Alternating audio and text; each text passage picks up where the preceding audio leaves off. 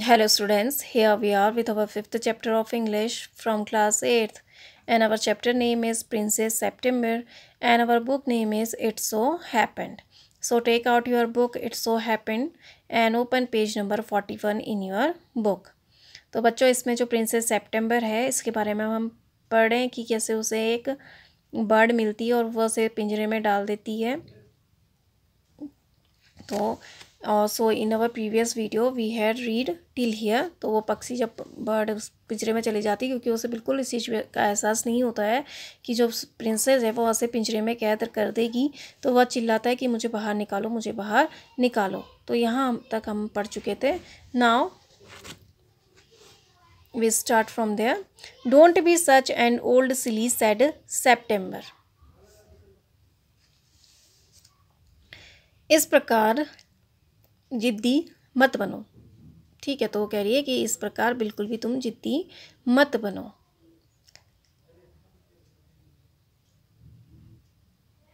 ठीक है, तो don't be such and old silly said September. Silly means होता है मूर्ख या इतने भी बिगड़े हुए मत बनो या इतने भी बिगड़े हुए मूर्ख मत बनो। सेड सेप्टेम्बर, सेप्टेम्बर ने कहा। Don't be such and old silly said September, इतने भी बिगड़े हुए मूर्ख मत बनो, सेप्टेम्बर ने कहा। I have put you in the cage because I am so fond of you.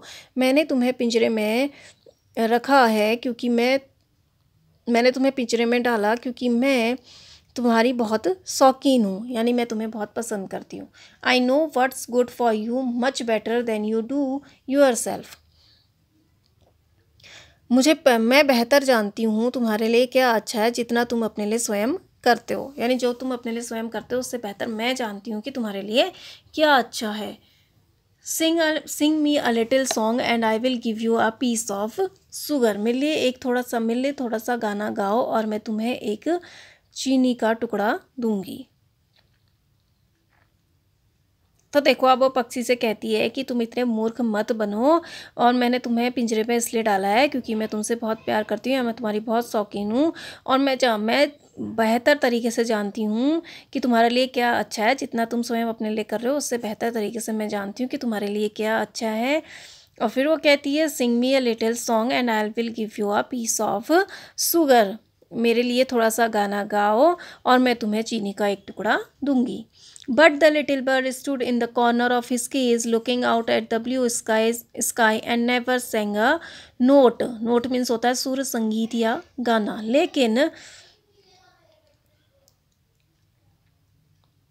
लेकिन वह छोटा पक्षी अपने पिंजरे के कोने में नीले आकाश को देखते हुए खड़ा रहा और उसने कभी गाना नहीं गाया। तो गाना गा कहती है उससे, लेकिन उसने गाना नहीं गाया। वह अपने पिंजरे के कोने में खड़ा रहा, आसमान को देखता रहा, नीले आकाश को, और उसने फिर कभी गाना नहीं गाया। What's the good of sulking said September. Sulking means होता है नाराज होना या उदास होना। उदास होने का क्या फ़ायदा है, सितंबर ने कहा। Y don't you sing and forget your troubles. तुम गाना क्यों नहीं गाते, तुम गाते क्यों नहीं हो और अपनी परेशानी को भूल जाओ। तो सितंबर कहती है कि what is the good of sulking said September. उदास होने का क्या फ़ायदा है। Why don't you sing and forget your troubles. तुम गाते क्यों नहीं हो और अपनी परेशानियों को भूल जाओ। तो उससे कहती है गाओ और अपनी परेशानियाँ भूल जाओ। How can I sing answer the bird. मैं कैसे गा सकता हूँ, पक्षी ने उत्तर दिया। I want to see the trees and the lake and the green rice growing in the fields.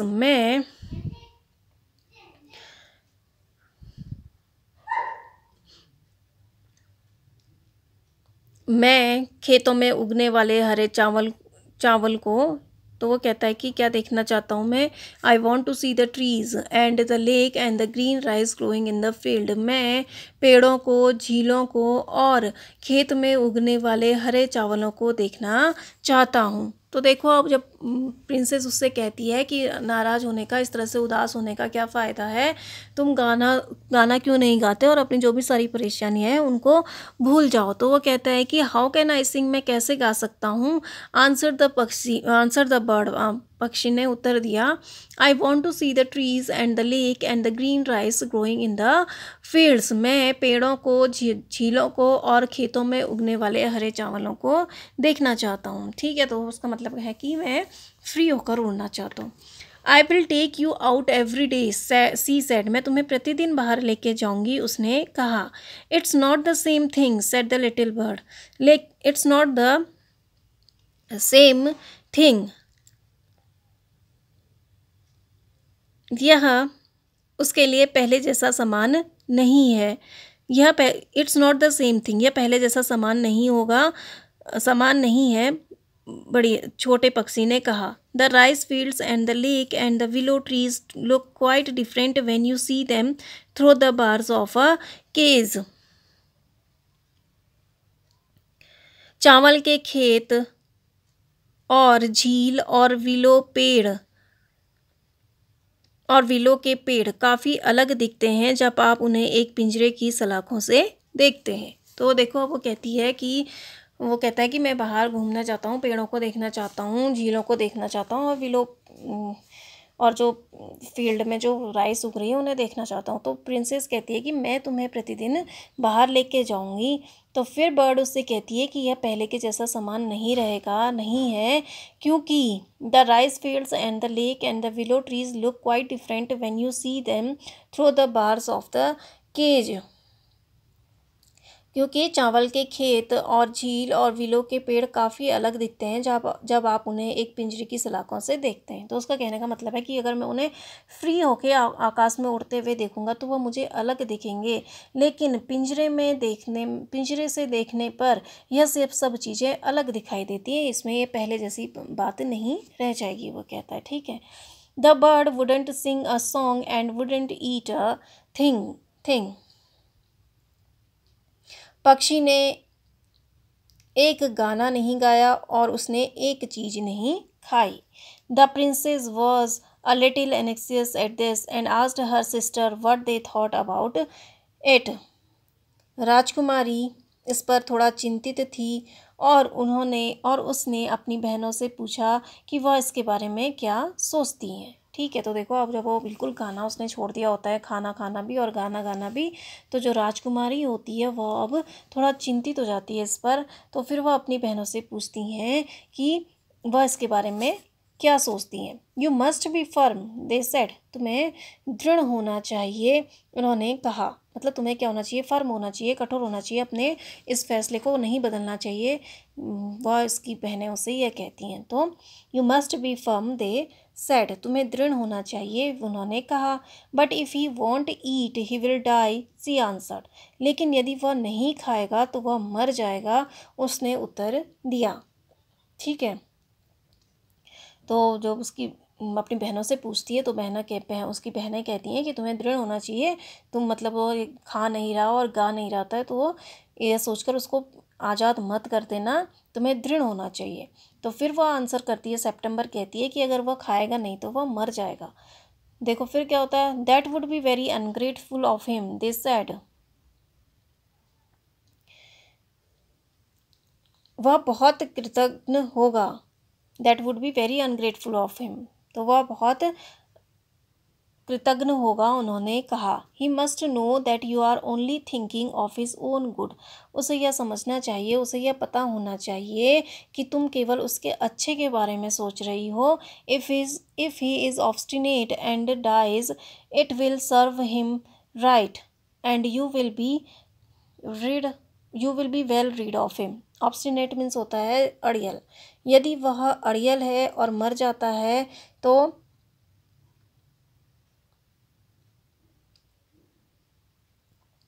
यह उसका काम सही कर देगा और तुम उससे छुटकारा पालोगी। तो उसकी बहनें कहती हैं कि जब सितंबर उनसे कहती है कि वह खा नहीं रहा है तो वह मर जाएगा, तो वो कहती है कि that would be very ungrateful of him this said.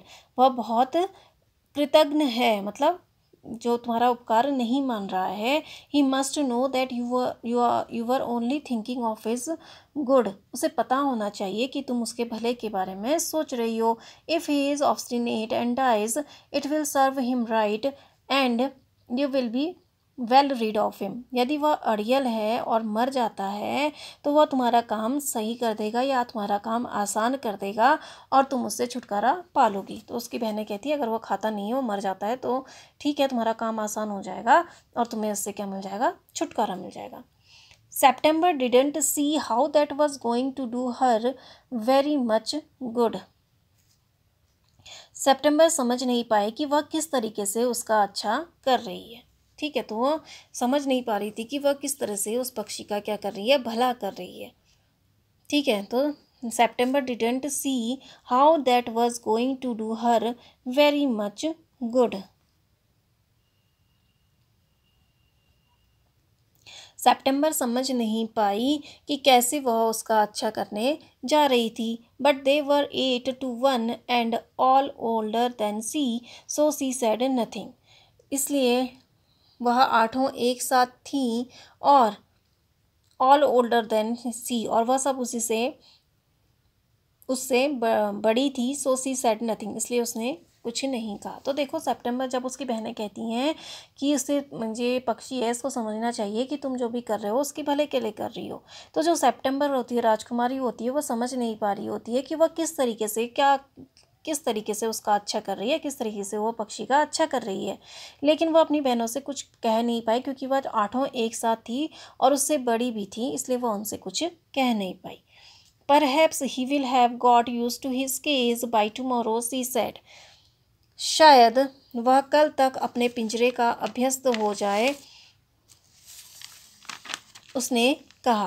तो उसने कहा कि चलो ठीक है, आज ये नहीं पिंजरे में बैठने का आदी नहीं हो रहा है, शायद यह कल तक अपने पिंजरे में बैठने का आदी हो जाए, उसने कहा। Perhaps he will have got used to his cage by tomorrow, she said. Perhaps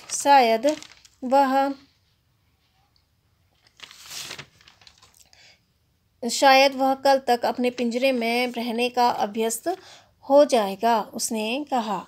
and next day when she awoke she cried out good morning in a cheerful voice. Cheerful means होता है उल्लासित या प्रसन्न आवाज में। And next day when she awoke and she cried out good morning in a cheerful, और अगले दिन जब वह उठी तो वह एक प्रसन्न आवाज में सुप्रभात चिल्लाई। सी गॉट नो आंसर, उसे कोई उत्तर नहीं मिला। She jumped out of bed and ran to the cage, वह बिस्तर से कूदी और पिंजरे की ओर भागी। सी गेव अ स्टार्टर्ड क्राई, उसने एक चौंका देने वाली आवाज़ निकाली या चौंका देने वाली या भयानक चीख तरीके से चीखी। तो सी गेव अ स्टार्टर्ड क्राई, उसने एक चौंका देने वाली चीख दी या वो भयानक तरीके से चिल्लाई। For there the little bird lay, क्योंकि वहाँ छोटा पक्षी लेटा हुआ था। At the bottom on his side with his eyes closed and he looked as if he were died. तो देखो, अब यहाँ पर कह रहे हैं कि जब वह मॉर्निंग में उठी तो वह बहुत चेयरफुल मूड में थी, बहुत ही प्रसन्न तरीके से वो चिल्लाई सुप्रभात, लेकिन उसे कोई आंसर नहीं मिला। तो वह बिस्तर से कूदी और केज के पास गई, पिंजरे के पास गई।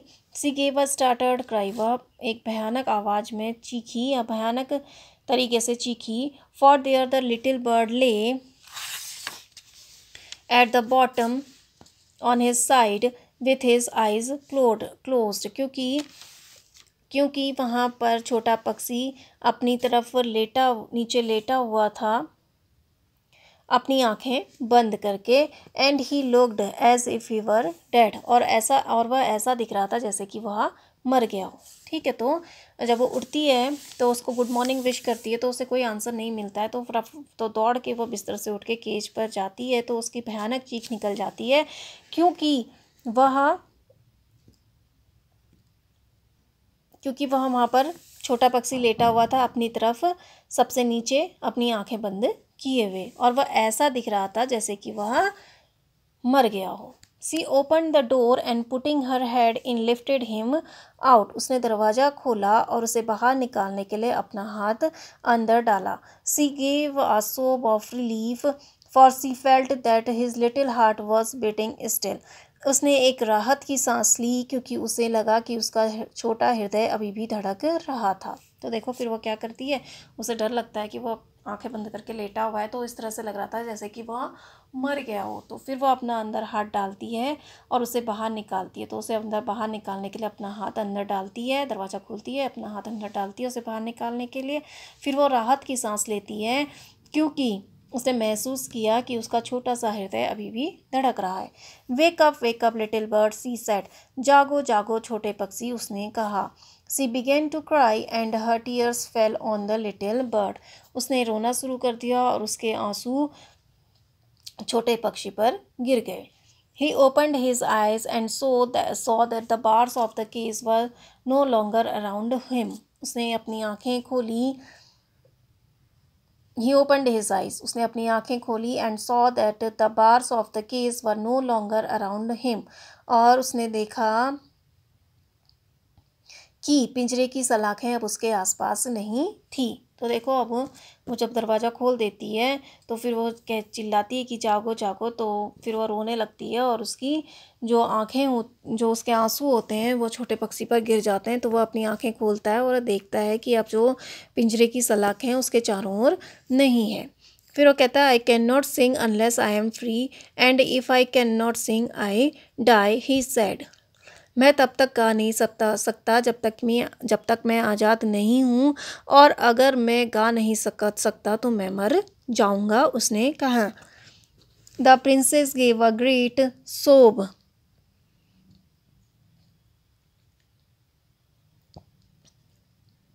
राजकुमारी ने एक बड़ी सिसकी ली। तो देखो अब पक्षी उससे कहता है कि जब तक मैं फ्री नहीं होऊंगा तो मैं गा नहीं सकता, और मैं गा नहीं सकूंगा तो मैं मर जाऊंगा।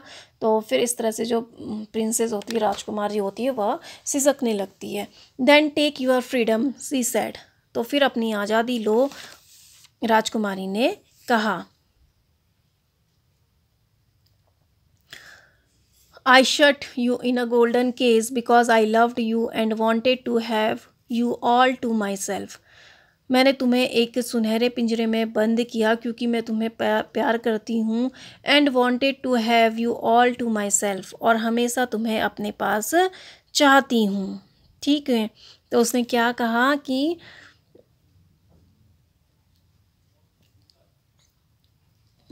तो वो कहता है, तो वो कहती है ठीक है तुम अपनी आज़ादी ले लो। तो वो कहती है कि आई सट you in a golden case because I loved you. मैंने तुम्हें एक सुनहरे पिंजरे में बंद किया क्योंकि मैं तुम्हें प्यार करती हूँ, and wanted to have you all to myself, और मैं तुम्हें हमेशा अपने पास रखना चाहती हूँ। But I never knew it would kill you, लेकिन मैं कभी नहीं जानती थी कि यह तुम्हें मार देगा। I love you enough to let you be happy in your own way. मैं तुम्हें इतना प्यार करती हूँ कि तुम्हें अपने तरीके से प्रसन्न होने दूँ। तो देखो अब वो कहती है कि मैंने तुम्हें इसलिए इस पिंजरे में डाला क्योंकि मैं तुम्हें बहुत प्यार करती थी और तुम्हें मैं हमेशा अपने पास रखना चाहती थी, लेकिन मैं ये नहीं जानती थी कि मैं इस तरीके से यह तुम्हें पिंजरे में डालकर मैं तुम्हें मार रही हूँ। और मैं तुम्हें इतना प्यार करती हूँ, इतना अधिक पसंद करती हूँ कि मैं तुम्हें अपने तरीके से तुम्हें प्रसन्न होने दूँ, यानी तुम जैसे प्रसन्न रहना चाहते हो वैसे प्रसन्न रह सकते हो। She threw open the window.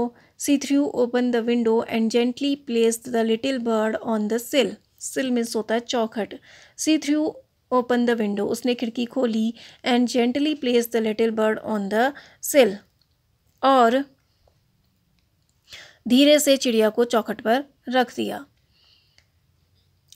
He shook himself a little. उसने अपने आप को थोड़ा सा हिलाया।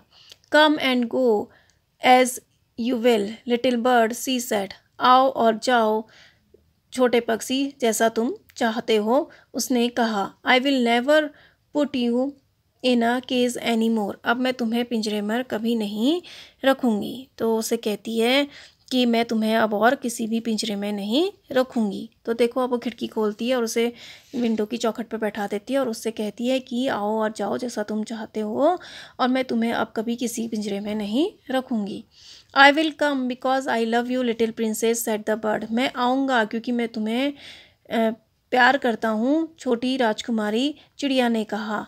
And I will sing you the loveliest song I know, और मैं तुम्हारे लिए सबसे सुंदर सबसे प्यारे गीत गाऊंगा जो मैं जानता हूँ।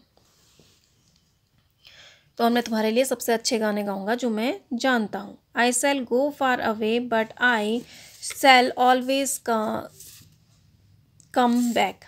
I shall go far away, मैं बहुत दूर जाऊंगा, but I shall always come back, लेकिन मैं हमेशा वापस आऊँगा।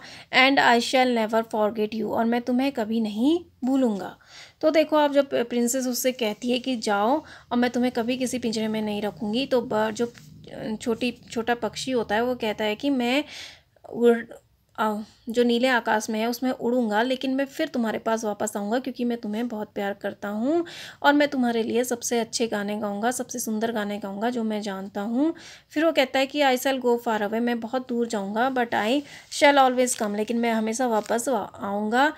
And I shall never forget you, और मैं तुम्हें कभी नहीं भूलूंगा। तो उसको कहता है कि ये मत सोचो कि तुम मुझे आज़ाद छोड़ दोगी तो मैं तुम्हारे पास नहीं आऊँगा।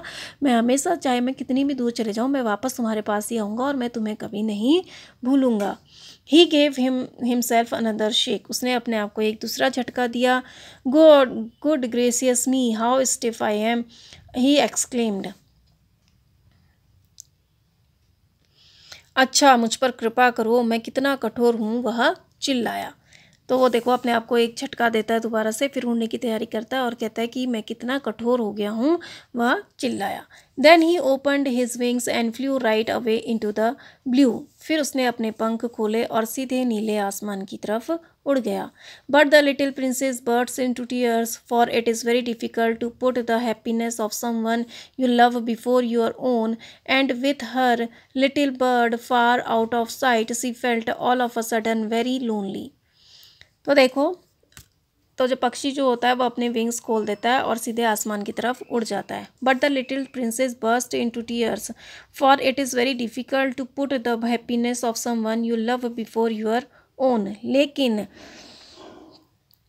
लेकिन छोटी राजकुमारी फूट फूट कर रो पड़ी, क्योंकि आपके सामने अपने द्वारा पसंद किए गए किसी व्यक्ति की खुशी को रोकना बहुत मुश्किल है। ठीक है, तो वह जब उसने उसको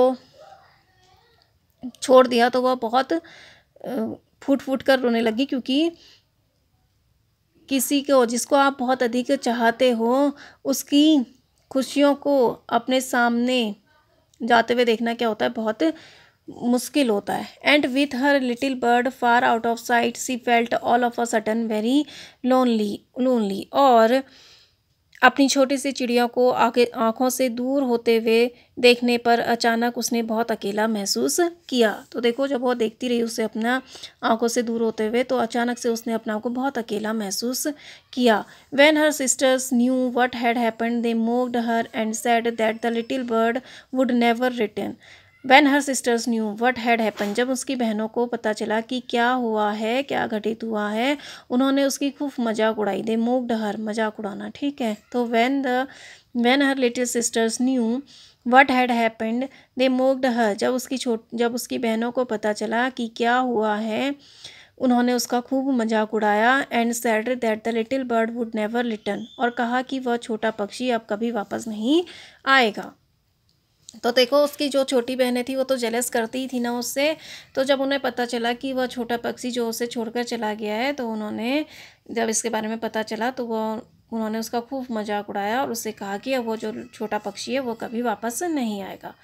but he did at last, लेकिन अंततः वह वापस आया। And he sat on September's shoulder and ate out of her hand and sang her the beautiful songs he had learned while he was flying up and down the fair places of the world. And but he did at last, लेकिन अंततः वो आया। तो देखो, उसकी बहनें कह रही थी कि अब वो नहीं आएगा, लेकिन वह आया। And he sat on September shoulder, और वह सितंबर के कंधे पर बैठ गया। And ate out of her hand, और उसके हाथ से खाना खाया। And sang her the beautiful songs he had learned while he was flying up and down the fair places of the world. और उसके लिए सुंदर गीत गाए जो उसने दुनिया के सुंदर स्थानों में ऊपर और नीचे उड़ते समय सीखे थे। तो देखो, जब उसकी बहनों ने कहा कि वह वापस नहीं आएगा, लेकिन वह वापस आया और वह फिर से जो सितंबर जो है उसके कंधे पर बैठा और उसके हाथ से खाना खाया और उसके लिए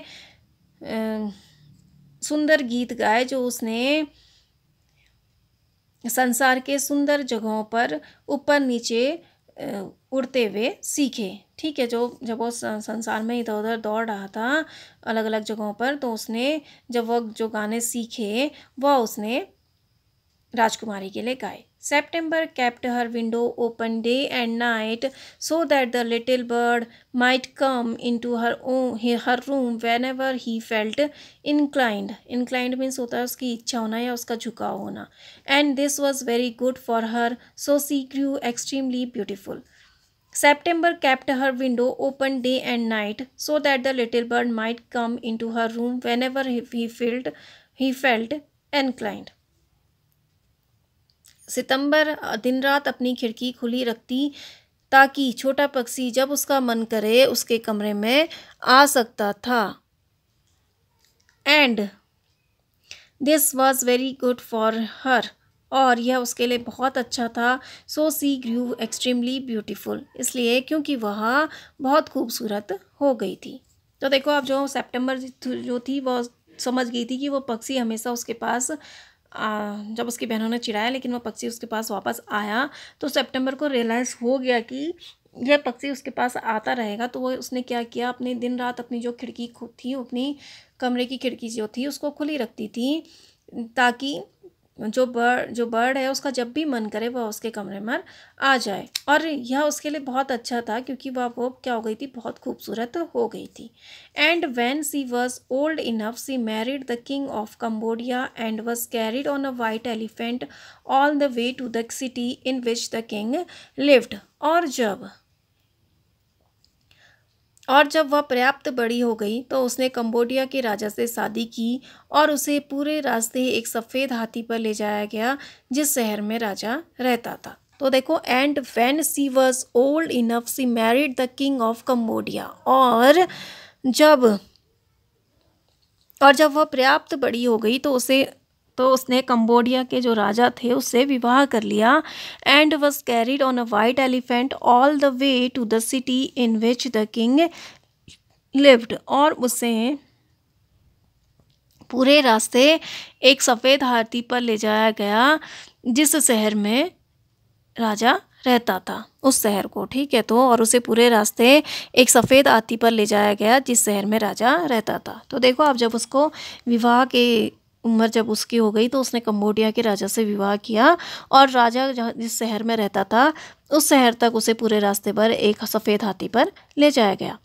But her sisters never slept with their windows open, so they grew extremely ugly as well as disagreeable. And when the time came to marry them off, they were given away to the king's counselors with a pound of tea and a Siamese cat.